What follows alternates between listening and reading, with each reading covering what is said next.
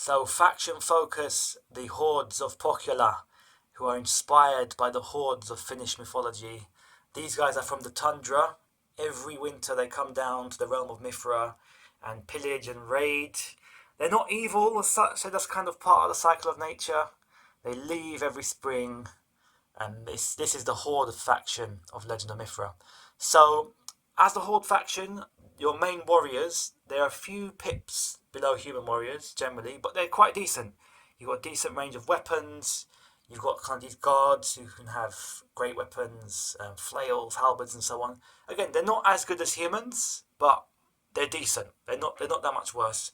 You got some cheap archers, hordelings, but then you can also take warriors with bows. So archery wise, again, you're not as good as humans, but they're decent. They're decent enough. So generally speaking, the Horde's army, not bad at all. You got monsters. This is a rot giant. You got an undying eagle who can deep strike and drop warriors off. You got undying bears, and yeah, the what makes this army unique is your undying auxiliaries. So think orcs and undead allied together. These undying guys, they're slow, they can't run, but they've got 2 wounds each and they cause fear. So they are pretty decent. You can take a limited number of them in your army.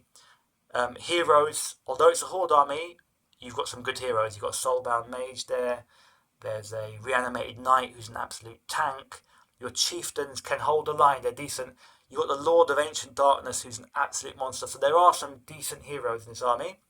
And then you've got stuff like these Wraith emissaries who are very limited in number, but they've got magic attacks, so you can pierce through plate armor.